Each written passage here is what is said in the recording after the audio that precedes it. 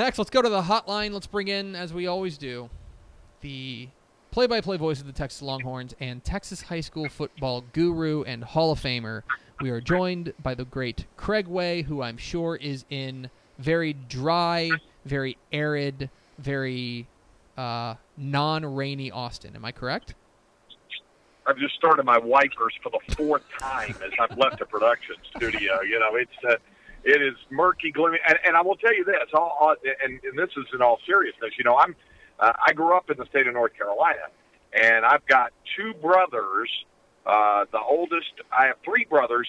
One lives in Fort Worth, but the other two live on the coast of North Carolina. My oldest brother and my youngest brother, and their homes are pretty much right in the middle, in the path of Hurricane Florence. So they've already evacuated. They've already gotten out of there. They're just hoping to return and have a home. So I guess from the Department of Perspective, I guess that rolls in when we look at rain around here. Yeah, we're having games getting rescheduled. A lot of games down there, Southeast Texas, South Texas getting moved to Thursday as opposed to Friday because it sounds like this thing's going to come in early Friday morning is when the big rainstorm is going to hit. But of course, that is secondary to what's going on out there on the East Coast.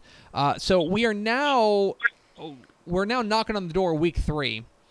And so I probably need to stop thinking about week 2, but I can't because I can't figure it out.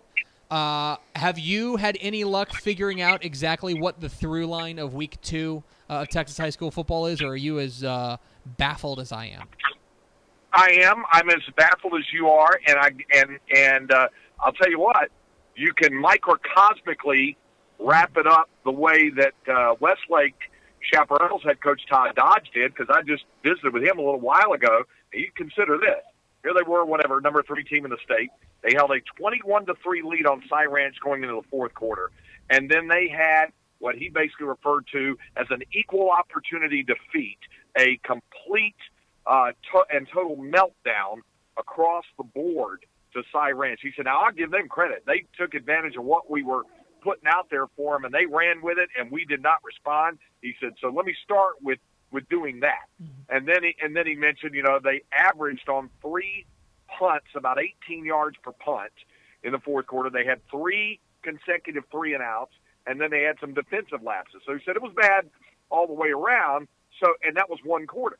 So that was, I think, the tipping point and the capper of a very bizarre Friday night and weekend overall in week number 2. I also feel like, and maybe it's because of the weather that's coming in, maybe it's because of that, but looking across the slate for week 3, it would not be a surprise to me if we're talking kind of similarly about this coming week, because I do feel like there's one of 2 ways that this week can go.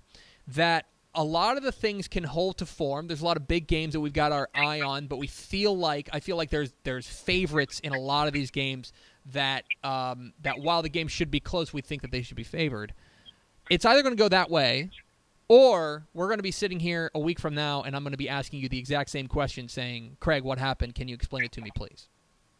Yeah, I agree with you there. I do think, and you did a good job of pointing it out last week when we were talking about the games that we were going to be highlighting for Scoreboard Live, that there were more attractive options that were going to come in week 3 than week 2. And I do believe that, by the way, even though we saw some bizarre things happen in week 2, that there are some more attractive matchups as you look at them on paper, as you go in to the weekend. But if some of the unexpected happens out of that, you're right. It would come out, and it would be more surprising because in some of those matchups that look kind of juicy on paper, maybe it turns into, one side lopsidedly beating the other. And the example I always use is when you have an interclassification matchup, like we saw with Goliad and Refugio, and what we could see with some other matchups this week, sometimes it will resemble a Super Bowl, meaning you get 2 teams from 2 different conferences who are both very good, and one team is really on and the other team is really off. And the result you see is a wipeout that isn't completely reflective of either side, but it's the way it went down. And I think we see that happen when we have interclassification matchups, because you'll have, a really good team out of a 3A play a really good team out of a 2A, and then it goes off the rails.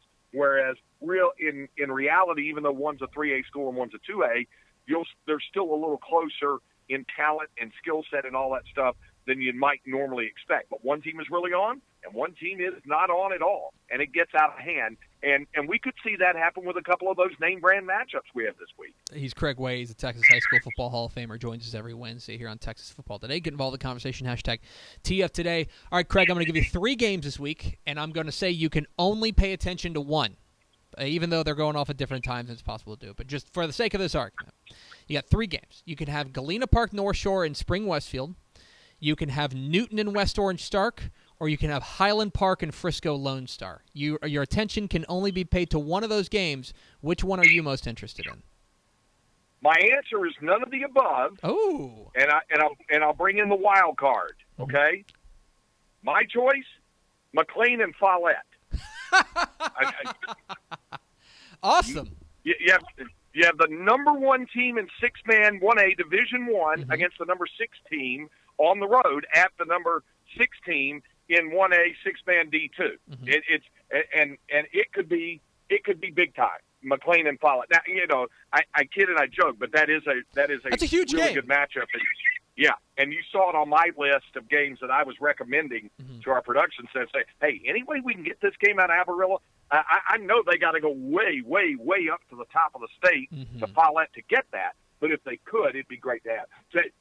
To be serious and to answer your question, I'm a little more intrigued with Lone Star and Highland Park, if only because I feel kind of strange saying this, but it's kind of like the known commodity to me this year through 2 weeks.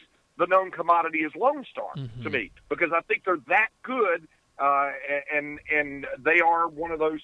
And I do say dark horse picks because they are 5A D1, where there's such a power structure to really be a serious contender for a state title. Maybe it's because we've gotten so comfortable with Randy Allen and with Highland Park, and they are, after all, a 2-time defending state champ, in knowing that, they're going to be there down the road, but just how good is Lone Star going to be? And if Lone Star is really on, and this isn't an interclassification matchup, it's 2 5A D1s, but if Lone Star is really on and they wind up boat racing the Scots, then everybody's going to go, wow, okay, take note, everybody else in 5A D1, because they're for real. Whereas even if Highland Park gets beat, I think folks will say they're still going to be okay come playoff time, and they're still going to be a serious threat come playoff time. So maybe what I'm saying is the game perhaps might tell us more about Lone Star than it will about HP. I think you're right, and there's a lot of. I'm going to be very interested in the style of this game, because Lone Star, for example, their defense has been excellent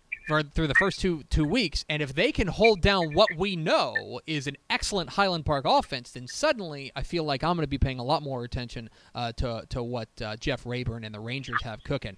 All right, one more question before we let the High School Football Hall of Famer go.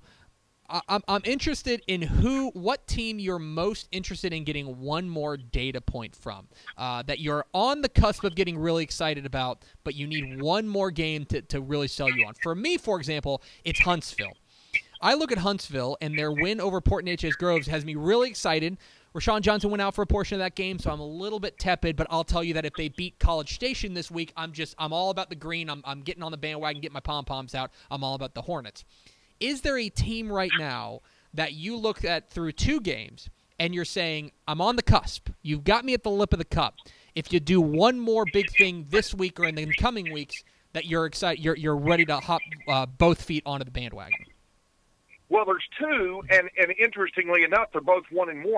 But it's the one that they lost that you kind of give them a little bit of pass. It's Rockdale and it's Burton. Rockdale lost to Giddings. We saw what Giddings did to Wimberley last week, and I don't need another data point to know Giddings is good. They're going to be good this year. So then you roll it back and say, okay, well, they beat Rockdale. Okay, so and Giddings had, a 4A team, and Rockdale a 3A, and it was a 1-point game. Okay, that's fine. They get Lexington this week, the old Highway 77 battle. So we know Lexington's really good. So that's one. And then the other is Burton, which, of course, got rocked in their opener, Lexington being what they are. And so Burton's got Shiner. And we know, and we talked about it last week, Ted, we know Shiner's really good. So how good is Burton? Are they ready for prime time? I know you mentioned them as a dark horse contender, perhaps to compete for a state title this year in our preview show. I think we find out more this week with the data point that's going to come in off of their matchup with the Comanches. I lied. I have one more question for Craig Way. Okay. Only because I know you've got a certain level of insight into this game.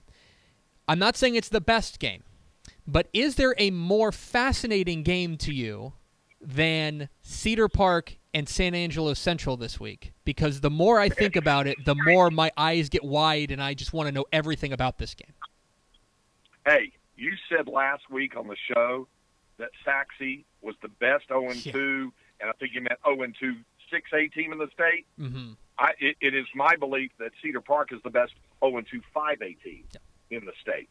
And we get to find out a little more. It was a bizarre game they had with Cedar Ridge last week. They were supposed to play on Thursday night at the Palace on Parmer. They got stormed out. They not only had to reschedule the game, they had to, and I invented this word on my show this morning, they had to revenue. They revenued the game by changing the change of venue, going to Burnett, and Cedar Park got stopped twice on goal line stands by Cedar Ridge in the fourth quarter. Otherwise, they would have rallied back from a 34-20 deficit and perhaps won the game instead of lost 34-28 to a good Cedar Ridge team, which, by the way, has a really juicy matchup with Vandegrift to open district play on Friday night at Monroe Stadium. So there's that. But you're right. It's a fascinating matchup with San Angelo Central. It would have been more fascinating had Maverick McIver not been injured. I don't think there's any question about that. Then all the talk is Black Rain defense against Maverick McIver. Now it's in Cedar Park, shake off the doldrums of two matchups against two good teams, Vandegrift and Cedar Ridge, and then start winning football games. So that one is fascinating. That's a good way to put it. Intrigue abounds in Week 3 of the Texas high school football season, and there to take you through it on High School Scoreboard Live is the Hall of Famer Craig Way. Catch him at 11 o'clock on Friday night. Craig, appreciate your time as always, and I will see you on Friday night. We'll have ponchos and slickers and galoshes and all that stuff, right? Galoshes is a good word. Thanks, Craig. All right, we'll see you. There he goes, Craig Way, the Texas High School Football Hall of Famer, my co-host on High School Scoreboard Live on Fox Sports Southwest, the Emmy Award winner right there. Yeah, the more I think about it, I woke up this morning, and for some reason, I was like, man, Cedar Park really does play San Angelo Central this week, huh? Yeah, but he's right. I mean, not having McIver kind of, takes the shine off that game. There's just a lot going on in that game that's going to have, I think, a lot of implications going forward. So we appreciate Craig Way hopping on with us, as always.